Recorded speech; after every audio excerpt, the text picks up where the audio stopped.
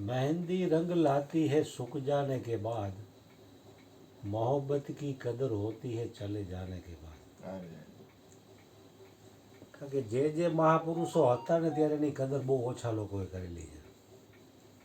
તમે જેમ વાત કરી કે ગંગા સતીને પણ દરબાર લોકોએ ગામની બહાર કાઢ્યા. નરસિંહ મહેતાને નાગરનાથે હળદૂત કરેલા. એટલે આમ જોઈ તો ઉપર છેલ્લી દ્રષ્ટિ એમ લાગે કે આ લોકોએ અન્યાય કર્યો એની ઉપર.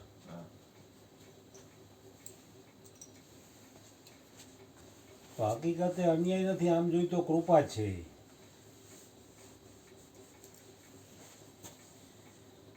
કારણ કે એ લોકો જો એને વધારે પ્રોત્સાહન આપે ને તો એ ઉપર ઉઠી ન વખત એમ. કોઈ પણ વ્યક્તિ આધાર વગરનો થાય ને ત્યારે જ ઉપર ઉઠે. જ્યાં સુધી આધાર હોય ને ત્યાં સુધી આપણે સંસારનો રસ આવી રાખે. જેવી રીતે ઓલા મુન્નાભાઈ હમણાં વી ગયા તો એને આ બહેનું તો રેટ ખોખડ નથી નહીં આવતો. એટલે આટલા વર્ષો વી ગયા આવતો એ ખોખડ નથી, બીજે આવતો. હા, પણ એનું આયુષ્ય આ પ્રમાણે હશે બની ગયું. જેમ દ્રૌપદીએ પણ બધા આધાર મૂક્યા ને ત્યારે કૃષ્ણ આવ્યા. કારણ કે ઉપર ઉઠવામાં આમ જોવું ને તો આપણા જે આધારીએ ને એ જ આપણને નીચે ખેંચે. અને હરેક મહાપુરુષોને આ જ થયું છે. જેમ જેમ ઉપર ઉઠવાની કોશિશ કરો ને એટલે ટાટિયા ખેંચવાવાળા આવે છે. પણ અમુક હદ સુધી આવે. ગુરુત્વાકર્ષણથી જો ઉપર વિયો ગયો ને તો પછી એનું કાંઈ બાજી ન હાલે. ત્યાં સુધી તો તમારે સહન કરવું જ પડે. સંગી સાથી સબ ચલ ગયે, કોઈ ન નિભ્યો સાથ, તુલસી વિપત મેં કોઈ નહીં, એક એક રઘુનાથ. કારણ કે બધા આધાર હોય ત્યાં સુધી પરમાત્માની યાદી બહુ ઓછી રહે છે. નીકળે કોક એવા પરમાત્માની પૂર્ણ કૃપા હોય તો, પણ જ્યારે એકાંત થાય ને હાવ આધાર તૂટી જાય ને ત્યારે જ એનું સ્મરણ વિશેષ થાય. એટલે હરેક મહાપુરુષોએ આવી કટોકટીમાંથી પસાર થયા છે. જે મહાપુરુષોના આપણે નામ લઈ છીએ, ગુણગાન ગાઈ છીએ, એ હરેકે વેઠેલું છે. પણ ઓલું શું છે, સંસારમાં હાવ હેલું હટ સુખ મળે છે. એટલે એ જડ દઈને મુકાતું નથી. અને આમાં શું છે, ઉપર ઉઠવામાં મહેનત જાજી છે. તો કીધું જાગૃત રહેવું કે પોતાનું કલ્યાણ કરવું. પોતાનું કલ્યાણ નથી કરતો એ આત્મહત્યારો છે.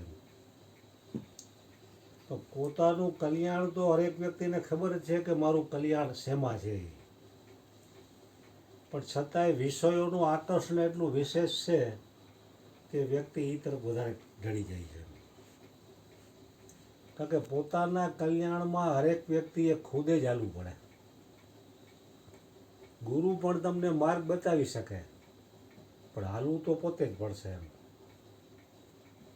જેવી રીતે હાવ નાનું બાળક હોય 2-3 વર્ષનું, તો માં બહુ તો એને કોળીઓ લઈ અગે એમ ન હોય તો મોઢામાં કોળીઓ દે, પણ ચાવવાળી મહેનત તો એને જ કરવી પડશે. એટલે કીધું ને, સંતને સંતપણા નથી મફતમાં મળતા, એના મોંઘા મૂલ ચૂકવવા પડતા. કારણ કે સંતોએ જેટલું વેઠવું છે એટલું જગતના લોકોને વેઠવાનું નથી આવતું. કોઈ પણ મહાપુરુષ લ્યો એના જીવનમાં આવી કઠિનાઈઓ આવેલી છે. આપણે અર્જુન બાપા હતા ત્યારે એને કેટલી કઠિનાઈનો સામનો કર્યો, ઘરમાંથી કેવડો વિરોધ થયો, છતાં એ ડૈગા નહીં. કારણ કે એને પરમાત્મા તરફ એટલી પ્રીતિ હતી, એટલે ગમે તેવા વિઘ્નો આવવા છતાં એ સ્થિર રહ્યા.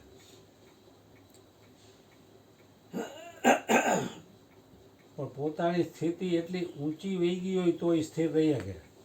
સ્થિતિ હજી સામાન્ય હોય તો વ્યક્તિ શું છે, આવો કાંઈ વિરોધ થાય એટલે તરત જ એ બાજુ ઢળી જાય.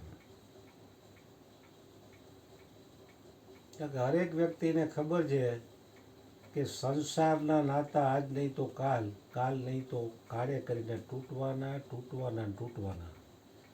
તોય મોટા ભાગનો સમય એ નાતા સાચવવામાં જ બરબાદ થાય છે. સતનો નાતો જે અતૂટ છે એ બધાય સત્સંગીઓને ખબર છે. સત્સંગમાં નથી આવતા, યુટ્યુબમાં સાંભળે છે એને ખબર છે. અને આઈનો એકનો નહીં, આવા ભારતમાં હજારો સંતોના પ્રવચનો આવે. આપણે ખાલી કઈ છે એ જ કાંઈ નવી નવાઈની વાત નથી. એથી પણ ટોચ લેવલની વાત કરવાવાળા સંતો છે જગતમાં, તો બધાને ખબર છે. પણ પોતાનું જેટલું જેટલું ભજન વધશે ને એટલો જ એ વ્યક્તિ ઉપર ઉઠી શકશે. બીજાના ભજનથી નહીં થાય કાંઈ આમાં. જેમ ભૂખ લાગે તો હરેક વ્યક્તિએ ખુદે જ ખાવું પડે. બીજો ખાઈને આપણી ભૂખ મટી જાય એવું નથી. બીમાર પડ્યા હોય તો ઔષધિ આપણે પોતે જ લેવી પડે. એવી રીતે પોતાનું કલ્યાણ કરવું હોય તો ભજન વ્યક્તિએ ખુદે જ કરવું પડે. સદગુરુ તમને એક રાહ બતાવી દે અને એમાં તમે સ્વતંત્ર છો. પણ સત્સંગની બહુ અત્યંત જરૂર છે. કારણ કે બીનું સત્સંગ વિવેક ન હોય. ઉપદેશ તો લઈ લીધો પણ સત્સંગ વગર એનામાં વિવેક નહીં પ્રગટે. વિવેક પ્રગટ છે પછી એને નક્કી થાય કે મારું કલ્યાણ શેમાં છે. સાર શું છે, અસાર શું છે, એ વિવેક પ્રગટ્યા વગર કોઈ પણ વ્યક્તિને ખ્યાલમાં નહીં આવે. એટલા માટે સત્સંગ ઘણો જરૂરી છે. નહીતર તો શું છે, કલ્યાણ તો હરેક વ્યક્તિને ખબર છે કે મારું શેમાં કલ્યાણ છે, શેમાં પતન છે. દારૂ પીતો એને ખબર છે મારું કલ્યાણ શેમાં છે, મૂકી દેવામાં છતાંય નથી મૂકી શકતો. જે કાંઈ ખોટા ધંધા થાય છે એ લોકોને ખબર નથી હું ખોટું કરું છું, છતાં એ મનનો એટલો ગુલામ છે કે એમાંથી ઉપર નથી ઉઠી શકતો માણસ. અને હરિગુરુ સંતો તો જગતના કલ્યાણ માટે જ એને જન્મ થઈ રહ્યો છે. એને બીજું કાંઈ જોતું નથી. એ તો કલ્યાણ ઈચ્છે જ છે. પણ શિષ્યએ થોડીક મહેનત તો કરવી પડશે ને, કે એમનો આમ ગુરુ હાથ મૂકે તમારું કલ્યાણ થઈ જાય.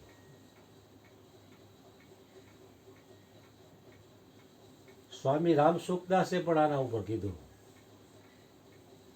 गुरु शिष्य का कल्याण तभी कर सकता है जब शिष्य खुद अपना कल्याण चाहता हो. जब शिष्य ही अपना कल्याण न चाहता हो तो चाहे कितने भी गुरु बदल डालो तुम्हारा कल्याण होने वाला नहीं. બોલો લાલજી કરીને કાંઈ લુવાર આવતો એને 31 31માં ગુરુ તમને કરેલા, 30 જણા પાસે અગાવી સમજેલો તો એ સ્થિર ન થઈ ગયો. એટલે હરેક વ્યક્તિ પોતે જ ધપવું પડશે, પોતાનું ભજન પોતે જ કરવું પડશે. એ 2-3 દી પહેલાં આપણે વાત થઈ કે પોતાની જાત સાથે રહેવામાં કંટાળો આવે છે, સમય નથી. નિરાજ મહારાજે કીધું પોતે પોતાનો કરવો વિચાર, નિરખ નિજ નામ. વિચાર પોતાનો કરવાનો છે, પણ પરના વિચારમાં જ મોટા ભાગનો સમય બરબાદ થઈ જાય છે. પરનો વિચાર ન કરવો જોઈએ, સ્વનો વિચાર કરવો જોઈએ. માયાનું બળ એટલું બધું છે ને કે એ પણ ભૂલાઈ જાય છે કે મારે મારો વિચાર કરવો જોઈએ. એ પણ યાદી કરવા માટે સત્સંગ જરૂરી છે, નહીં તો એની પણ વિસ્મૃતિ કરાવી દે માયા. પરના વિચારમાં એટલો બધો ગળાડૂબ થઈ જાય તો એ સત્સંગમાં ક્યારેક આવે ત્યારે એને પાછી એની સ્મૃતિ થાય પોતાની કે મારે મારો વિચાર કરવાનો છે. એટલે હરેક વ્યક્તિએ ખુદે જ ઉપર ઉઠવા માટે મહેનત કરવી પડશે. એમાં કોઈ કાંઈ જંતર મંતર કરી દે કે આશીર્વાદ આપી દેવાથી પતી જાય એવું નથી. જેવી રીતે સ્કૂલમાં બાળક ભણતું હોય તો એને જ એકાગ્રતાથી ભણવું પડે. પછી ઘરે જે કાંઈ હોમવર્ક આપ્યું હોય તો એ પણ એને એકાગ્રતાપૂર્વક કરવું પડે તો એ પાસ થાય. અહીં તો ગુરુ મહારાજ સારા છે કે ઘરે કોઈનો હોમવર્ક આપતા નથી, અહીંયા આગળ કરાવી દે છે, છતાં અહીંયા માણસો આવી શકતા નથી. સદગુરુ મહારાજની જય.